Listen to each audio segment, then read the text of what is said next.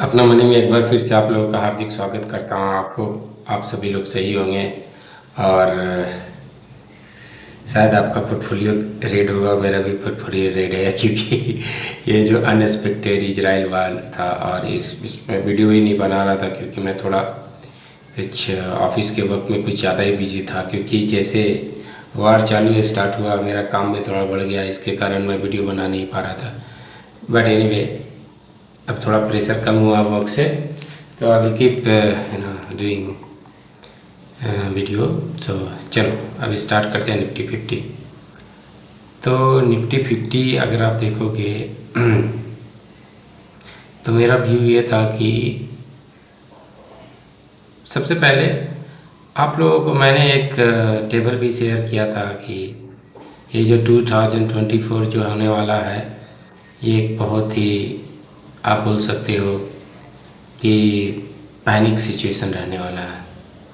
और मुझे नहीं पता था कि वो इतनी जल्दी आ जाएगा और इतनी जल्दी गिरावट होगा। तो इस जो पैटर्न जो कंस्टेंट जो बन रहा था तो उसके अनुसार 19,000 था, लेकिन क्या हुआ कि मार्केट गैप अप डाउन करके इसको रेस्पेक्ट नहीं किया। तो उसके बाद क्या हुआ, ये पैटर्न इनवैलिड हो गया। ठीक है, तो फिर मैंने लार्जर टाइम फ्रेम में इसे बनाया। तो आप देख सकते हो जहाँ से उसका एक जो रिवर्सल है वो ए आ रहा था 16,000 18,682। तो ये आएगा, ये जस्ट इससे पुल बैक, क्योंकि अगर यहाँ से ये पुल बैक होता है थोड़ी देर के लिए, अगर आप देखोगे, अगर आप जो मैं पहले से भी शेयर करता हूँ, अगर पे या तो अगर आप देखोगे या ओके, तो अगर आप देखोगे इस चीज़ को, तो ये मान लो कि थोड़ी देर के लिए, अगर अभी अभी क्या है ना, ये यहाँ पर रेजिस्टेंस फेस कर रहा था 15 मिनट में, उसे मैं देखूंगा 15 मिनट में। तो आप देखोगे हो सकता है यहाँ से कभी जाए, लेकिन ये आएगा। ठीक है, ये पक्का है। ठीक है, जो मैं गलत भी हो सकता हूँ, लेकिन क्या होता है कि यू नो ये प्रोबेबिलिटी का गेम है। गलत भी हो गया तो चलो ठीक है। अगर मान लो कि 10 में 6 गलत भी होता हो, 4 गलत भी होता है, 6 सही भी, तो पैसे बनते हैं। मेरे पास तो पुट लगभग यहाँ से यहाँ तक था, फिर मैंने यहाँ पे कॉल बाई किया। अभी भी एक कॉल का बटरफ्लाई चल रहा है, तो ठीक है। तो इस तरीके से हम लोग प्लान कर सकते हैं। इसी के साथ हम लोग 15 मिनट में जा सकते हैं। तो अगर आप देखो ये 15 मिनट का है, जो अगर आप मेरा पहले भी वीडियो देखोगे तो जिसको मैंने 15 मिनट में, मेरा यही रहता है एक्चुअली। वो तो मेरा एक डेली का व्यू है कि हाँ मार्केट ऐसा होने वाला है, बट वो पोजिशनल है। लेकिन अगर इंट्राडे में करता हूँ तो मेरे सामने ये चार्ट होता है जिसे मैं देखता हूँ, और अगर आप देख सकते हो कि ये कितनी बेहतरीन तरीके से वर्क करती है। क्योंकि अगर आप देखो यहाँ पे इस सपोर्ट के नीचे S3 के नीचे ओपन हुआ, तो देखो यहाँ पे S5 पे उसने सपोर्ट लिया, डायनेमिक सपोर्ट, राइट। यहाँ पर भी देखो इसने रेजिस्टेंस के ऊपर ओपन हुआ था, राइट।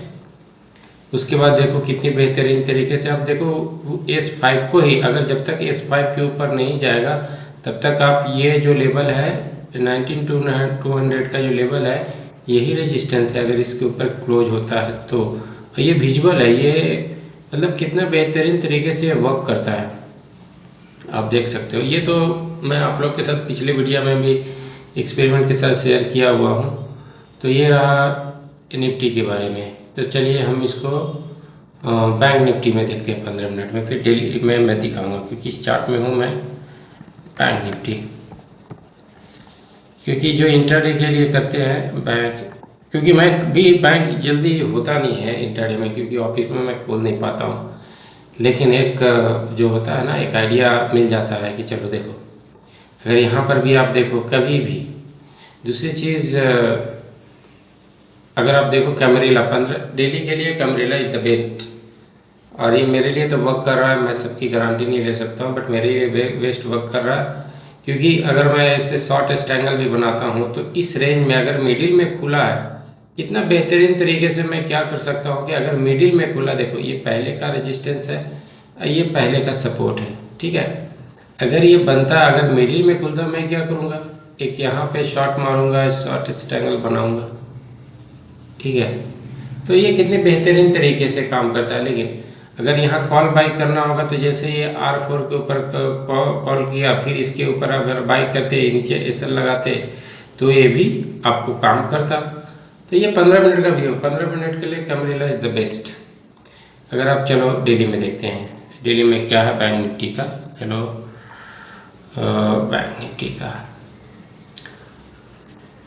डेली का व्यू है। डेली में फ़िलहाल मैंने बनाया नहीं है, लेकिन आप अगर देख सकते हो कि ये फ़िलहाल अगर चलो डेली में अभी तक बनाया नहीं, चलो बनाते हैं। क्या इसका बनता है हार्मोनिक।